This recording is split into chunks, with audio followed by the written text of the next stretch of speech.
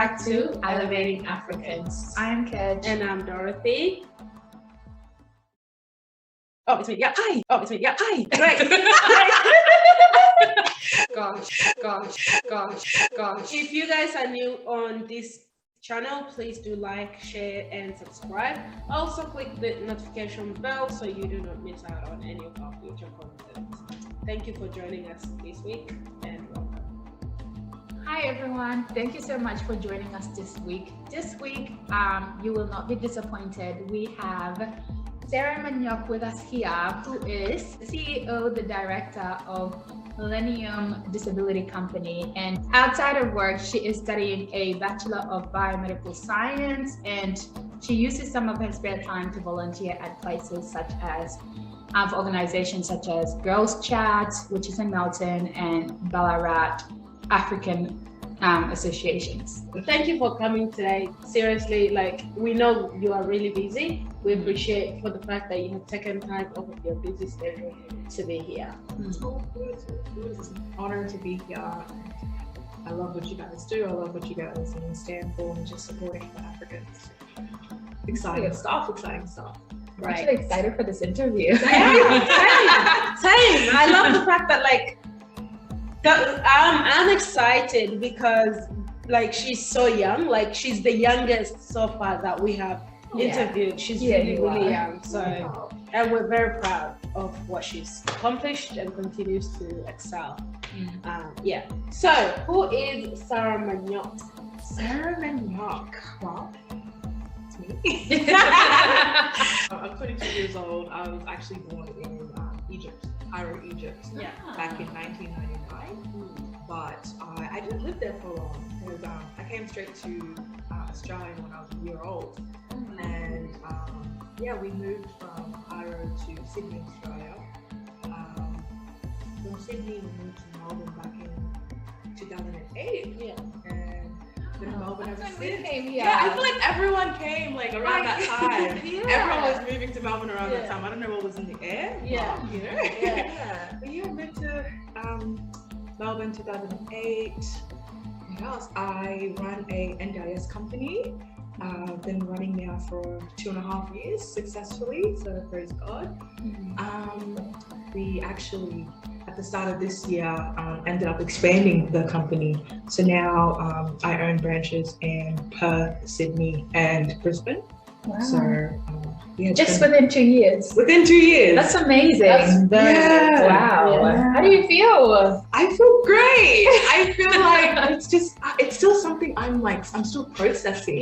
Because I'm just wow, that happens. That actually happens. And sometimes I still wake up and I'm just run an actual company at 22. Exactly. It blows my mind every time. But, glory to God for putting me in this position and just blessing me abundantly. Absolutely. So what inspired you to open this disability company? So originally, back in 2018, 2019, early 2019, I was actually working for another disability company as a personal assistant. And I spoke about this in my article that I did with Melbourne Uni. And I didn't really like how this company was kind of just taking advantage of vulnerable people. And just growing up, I've always had just a knack for helping people and just genuinely helping people. So seeing these big corporations take advantage of these people, it just didn't feel right. And I'm just I'm a part of the problem because I still continue to come to work and work for these people. So after experiencing that, I was you know what? Because I was working closely with the directors and everything, so I kind of already knew my way around an NDIS business. And also at the time, my brother also he owned his own NDIS business. So I'm just I'm not really I wasn't that clueless about the industry. So when I had decided to finally go move on and start my own thing, I was you know what, I can do this. And just put everything I've learned and into motion and see how everything goes. And if I fail, I still have school to back me up. I still have a degree. Yeah, absolutely. Wow. Yeah. That's amazing. That's kind of how it all came to be. And ever since then, my brother, shout out to David, he is like my biggest supporter, my number one mentor. I run everything past him. That's amazing. Helps me with a lot of the things that I've accomplished. Yeah. That's amazing. Yeah, that's actually amazing considering it's someone who's actually focused on that. Yeah. What big goals do you have for your company? Ooh. Oh man, honestly, I don't know, because like if you asked me this a year ago, I didn't know I was planning on, operating almost Australia-wide. But yeah, honestly, right now I'm just kind of trying to focus on the current branches that I have now, and looking at making my Sydney and my Perth and my Brisbane branch as successful as my Melbourne one. So yeah, I think just working on the offices around Australia and expanding them and growing, and just building the company is what I'm really looking forward to do. And plus, because I'm almost, about to graduate as well, so it's going to be more time to actually focus on the business. Absolutely. Wow. So yeah, I'm excited. Yeah. That's amazing. So how many employees do you have for your Melbourne one? Because I am assuming it's the biggest one. It is. So right now we're looking at around 20, 25. Okay, that's a lot of it. It is, especially for a small company as well. Yeah, So that just started 2 years ago. Yeah. After Melbourne, Queensland is the second largest. Okay. But it's still growing. And it's actually amazing that you've been able to even open these other branches just within 2 years period. Yeah. That's when you look at it, that's a very short time period as well. Yeah. So I think you'll hopefully soon. So when are you actually hoping to have it all Australia wide? Within how many years? Hopefully within the next 3 to 6 years. But I'm still I'm still working with other people as well to see how I can properly grow the company. And just keep it running successfully and everything. Probably within the next couple of years. Wow. Definitely will be seeing millennial disability care. All over the place. That would be, I can't wait for that. I can't wait for that. Especially one of us owning, such a business. It's a huge step, and I'm sure a lot of eyes are already on you in terms of other young Africans, looking out, saying, oh, she's pretty young, she's doing well, maybe I could also do something else of my own that could, also help out in a way, because what you're doing is actually amazing, and you're doing it because you saw a problem and you're trying to solve that one problem. So it's amazing for sure. No, and that's actually another thing. I never really noticed how much impact I've had in, especially within the Sudanese community. Because in my mind, I'm thinking, I'm just doing, the bare minimum. I'm just me. I'm just doing me. I'm doing the bare minimum. I'm trying to give back. I'm trying to, advance community as much as possible and just support everyone as much as possible. But when you actually think about it, it's just wow. Wow, that's happening. Exactly. Well, you're putting in the hard work, so absolutely. It's considering how young you are and the things you've been able to accomplish, which is a lot. How do you balance your social and personal life and professional? As I was explaining earlier, time management is my best friend. Obviously, when I first started, I was a little shocked. Couldn't balance anything to save my life. But I feel over time, when you do something, you have a set schedule and you're really good at planning, everything just becomes easier along the way. And also just having a group of people that you trust and that you trust so much makes the whole process so much enjoyable, so much easier as well. As I was explaining to you earlier as well. Yeah. I usually I sit down every Sunday night and I plan out my weeks. I really love that. Wow. Yeah. So like every Sunday it's just a must. I don't care how tired I am, I don't care what day I've had. Yeah. I have to sit down before I go to sleep and just plan ahead and make sure I stick to that. And if something doesn't go to plan, it's okay. We'll just switch it around and see what I can do. Yeah. But always keep a planner, guys. What kind of planner do you use? Like, do you use The ones from whiteboard? Kmart. The ones from Kmart, guys. Okay. Yeah. That's where it's at. Okay. Especially like this around this time this year. Yeah. Kmart has like amazing sales. Yeah. Especially like at the beginning of the year as well. Yeah. They're selling all these planners. Yeah. Everyone, you know how like everyone usually gets like very motivated Yeah, in of January. course. Yes. Setting all these goals. New Year resolution. That's when you get your planner. Yeah.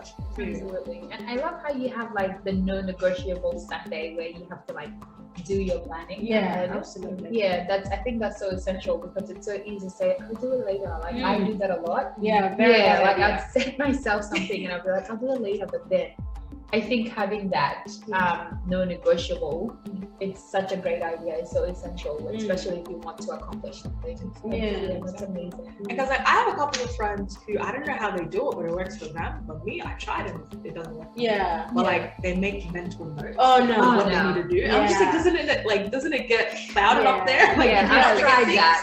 I thought I could. I thought I was good at that, but no. First year uni, it doesn't work. Yeah. It actually does not work. It doesn't. Because you forget, like you're a human being, you know, you forget. You might remember, I would say 30-40% of whatever it is that you've gotten up in your head, but you will forget more of what you should remember. Therefore, why give yourself hard time when you can just Write it down.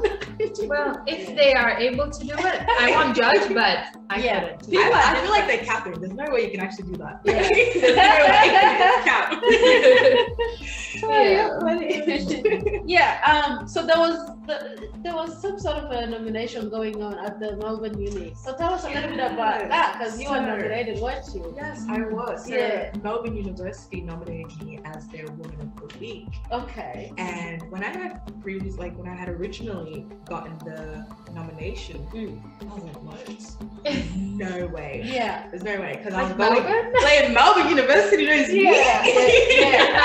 I was shook. I was like, oh, okay. Yeah. That's when you know you're doing things. Yeah. Yeah. And especially because like I was going through their website and I was going through like their previous articles and the people they've like interviewed, like politicians like Julie Bishop Yeah. Oh wow. and like just so many Top people. people. Top But I people. can imagine it's Melbourne University. Yeah, exactly. I remember actually seeing that post where you were nominated, and I was so excited. I was like jumping up and down.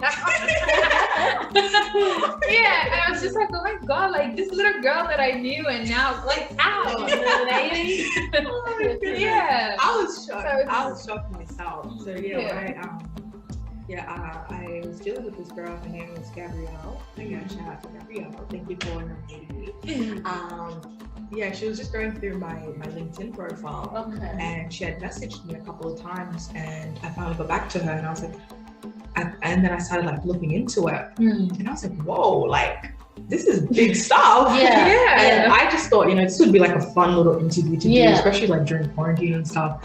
So I just cool, send me questions and I'll try to answer them to the best of my abilities. Absolutely. That's amazing. Wow. So did you celebrate? Actually, we were in quarantine. So you guys have gone out, but what did you do? I celebrated with my friends. We went out for ice cream. It's the little things that count. Of course. Exactly. Yeah. Because I have such a, just such a beautiful friendship group, and they're just so supportive. And, I love them to death. So just doing little things like going out for ice cream and just celebrating those little wins. It still means so much to me. Of course. Yeah, absolutely. That's amazing. Wow. So how does just having been nominated for the Woman of the Week, how does that make you feel? Like By Melbourne. By Melbourne University, like it still shocks me because I'm just like, literally a couple of days ago, I ended up clicking on the website just to read my own article. That actually happened. I still get excited talking about it. And I remember telling my family, especially my parents, you know, because they don't really understand the importance of these type of things. So I told them, and they looked at me like, okay, congrats. I was like, no, this is big. Like, buy me something. Let that sink in. Literally. But my entire family, they were very supportive. My siblings, they were very happy. You know. That's amazing. That is amazing. Yeah. Well done for that. Seriously. It's a huge achievement.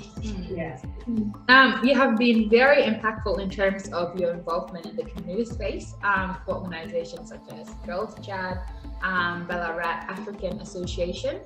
So what made you choose to study biomedical science, considering you're so much into like community? Funny story, actually.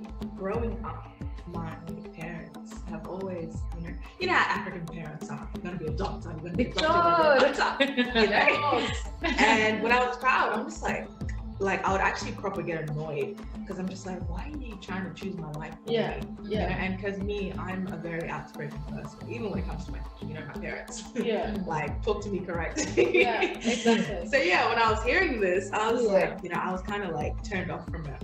But then it wasn't until I got into high school, around the 8th year 9, that's when I started doing my own research, and that's when, like, I don't know, for me personally, I started to take school very serious. And I was like, okay, Sarah, you need to know what you want to do in life, where you want to go. It's good you're thinking about that. Yeah, for sure. And I started doing my own research, and I realized I was really good at science, and I really enjoyed my sciences.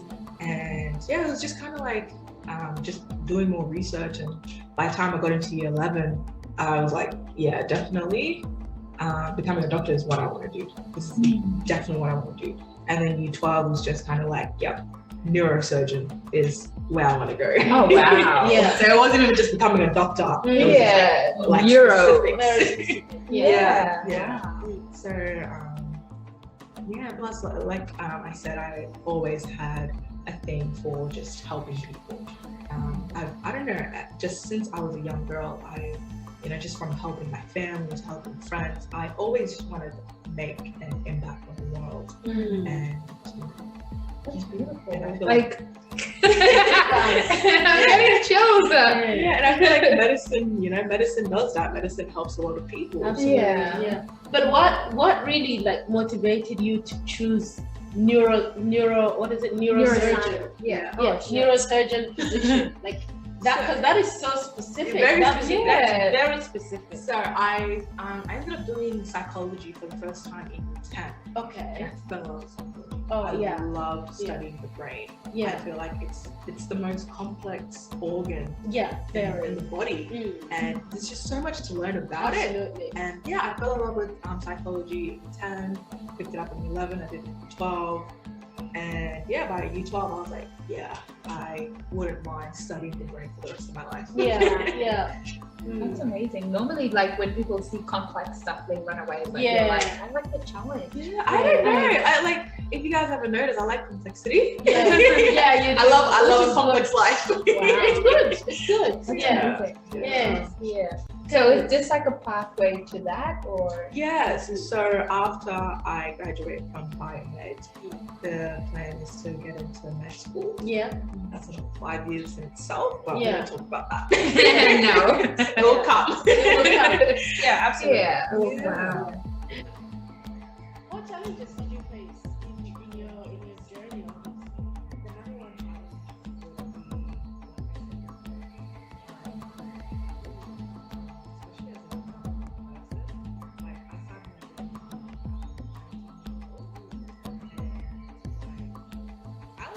What 19-year-olds are doing. I wanted to go have fun, I wanted to go live my life, but then I also had obligations, I had work knocking on my door, and I couldn't I really restricted myself. So definitely time management and getting used to that. Also just like, especially within the NDIS field, it's very male dominated. Oh, really? Yeah. I'm actually so No shocked to hear way. such Yeah. a thing. I've never Not a lot of been in the people. field, but Yeah. I'm actually shocked too because I felt like it was more of women dominated. Yeah. So industries that like wow. that have like you know, the caring, nurturing kind of thing going on. It's more I felt like it was more dominated by women. What I Because meant the by early that, childhood and stuff like that is Yeah. dominated by Yeah, that but age like- care. yeah. Yeah. So what I meant by that though is like male dominated in in terms of CEOs. of Oh, course, oh, management. Yeah. So it will pretty much be all men Mm. owning these NDIS companies, but you'll see majority of women working in those companies. Yeah. Yeah. So Okay. being like, you know, a female in this industry, like, because I remember also during my first couple of years, I would attend seminars, and these seminars were all men, especially like older men. So, you know, being in a room full of men is just like, okay, well, where are the ladies at though? Yeah, You know? yeah, Who do I talk to? Yeah. And I remember one guy actually came up to me and he was like, oh, what company do you work for? And like, he actually thought I was representing, you know, someone else. Like, I wasn't actually the CEO. He thought I was, you know, coming as a representative for the CEO. And I was like, no, I'm the CEO. And they're looking at me like, no, I can imagine you're a that would baby. feel great. Yeah. They're looking at me like, okay. Yeah. But yeah, like just really navigating my way through, you know, such a male-dominated industry as well. That would be another challenge. We're persevering, so that's good. And plus, I'm seeing like more, you know, females opening up their own NDIS business, especially in Melbourne. Yeah. How does that make you feel though? Now that you know you basically started off, you paved the way. Yeah, and now other women are following that path that you've made possible. How does that make you feel? It's My goodness. overwhelming. It's actually overwhelming. Yeah. I'm so, you know, but I love to see it. Yeah, I love to of see it, course. you know. Yeah. I'm glad I could be, you know, that spokesperson, and like just that person you look up to in terms of like opening up and NDIS business and everything. So tell us a little bit about your volunteering experience at places such as like Girls Chat and Ballarat African Association. Yes. Is it? yes. So Girls Chat, this was something that started at the end of 2019, and my friend Sobul and my other friend Abak and Onjima and Anjima are the ones that mainly help me run everything. But yeah, how that came about, we really enjoy just uplifting young girls, especially like minority girls, especially within, you know, the Melton community. And we just felt like the community just needed something like that. Yeah, You know? absolutely. A place where girls can come, be themselves, feel fully supported and not judged, and just, you know, just share how you're feeling, and also just helping them with like, resumes, helping them find jobs, and just elevating them in their careers, and just elevating them in life in general, pretty much. And kind of just being those big sisters for them, just guiding them. Well, except you weren't big. You are little, but you are bigger here. Yeah. It's about this, the That's mindset. amazing. Yeah. You had the older person's soul and older person's mature mindset. So yeah, like I was a part of a similar thing back in high school as well. Me and a couple of friends, we ran like this program, and it was called the Sisters Program, and it was pretty much like the U12 guiding the younger ones from like U7 up to U9, and it was kind of like a little sister, big sister type of thing, you know. Once again, helping them, guiding them, teaching them what, you know, just things like. When I first started high school, I never really like learned. I had to like learn for myself. No one was really there to guide me. So just helping them through high school and helping them choose like what career path they want to go to. Yeah, that is amazing. Yeah, that's really amazing. It's actually amazing how you guys were able to think of Such doing things for others, like instead of just thinking, oh well, I had to like find out, figure it out my own way. Yeah, but instead you're like, well, no, let's help them figure it out as well, instead of having to. 100%. And it's like, because for me personally, when I was in that position, you know, when you're starting year 7, you're new to high school, it's a brand new environment. Obviously, like coming from an African background, like your parents would actually tell you, because like majority of our parents didn't go to high school. And so they can't really help you. And your older siblings are just like, well, I figured it out, so you'll figure it out. So for me personally, it was like deep down, I really wish I had that big sister to help me and to guide me. It would have made the process much easier, because I feel like I was jumping through hurdles, you know, through high school and just trying to get to where I am now. But if I can make someone else's journey much more easier and, you know, just guide them, of course I'm going to offer that help. Absolutely. Yeah, amazing. So what advice would you give younger African women who would like to follow your footsteps? Ooh, rule number 1, don't take no for an answer. Yes. Don't take no for an answer. I like that. Because I remember, especially within like my high school years, constantly hearing no. Your grades are not good enough. You can't be a doctor. Becoming a doctor is too hard. This and that. It's like, here I am about to graduate from biomed.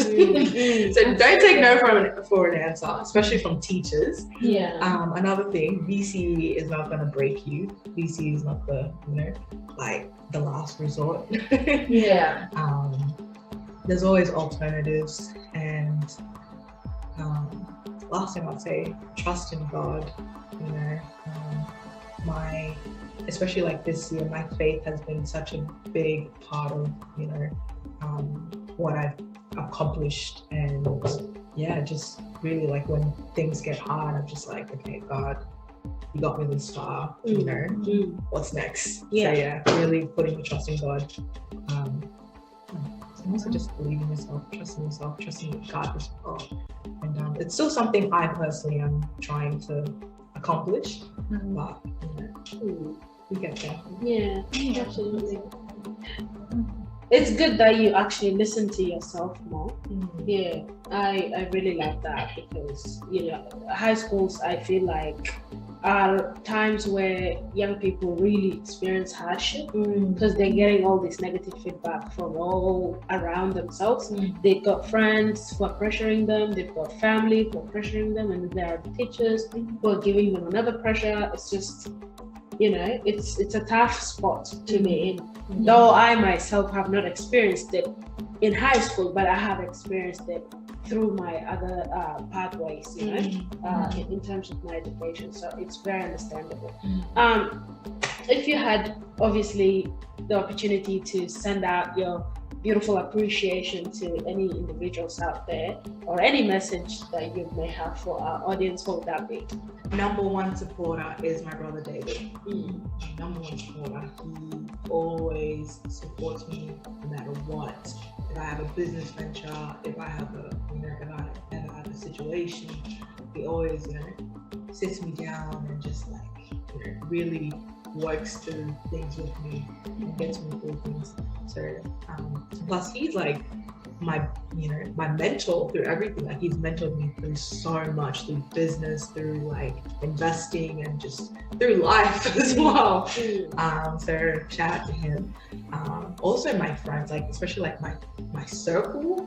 I don't really have too many friends, but you know, the friends that I do have, I'm so blessed to have, and they always, you know, they always inspire me, because they're such hard workers, and they always get things done, and they always just make sure that I'm in line, that I'm in check as well, and make sure that I'm keeping up with that standard that I put for myself.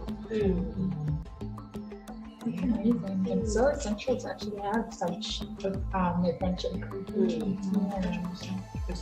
Like the saying, you know, you are the The average. Yeah, the average of the 5 people you hang out with. Yeah. And I look at the 5 main people that I talk to every single day, and I'm just like, I see myself in you, literally. Yeah. So it's very important who you surround yourself with. Very important. Yeah. I guess that also helps with like peer pressure as well, because they're not trying to get you to go the other way. They're Exactly. just all about you. Exactly. Ensuring that you're actually reaching your goals. Yeah. It's not committed to your things. That's amazing. I just, whatever it is that you're, going through, whatever business venture that you may have, whatever dream that you may have, continue to just execute that, and put in your, just believe in yourself. If you don't believe in yourself, who else will? Absolutely. Yeah. Well, once again, thank you so much for coming. We appreciate your presence. You taking time off of your busy schedules to be here. So thank you so much. It's an honor to have you here today. It's an honor to be here. So thank you so much for reaching out and inviting me. I was really excited for this. No. All right. Thank you once again, guys. We appreciate you guys checking out our channel. Welcome, obviously, back to our platform. Once again, to our existing subscribers, and also if you're new to our channel, please do like, share, subscribe, and click the notification bell. And also, if you have anything that you would like us to do, say, or whoever you have in mind for us to interview, please do leave. Say something in the comment section. And if you have something that really, tick a box in your mind about today's topic, just please, leave it in the. This interview has been amazing. So please leave your highlights in the comments, just so we can see what you'd like to hear more of. That would be really great. Thank you. Bye. Bye, kids and queens.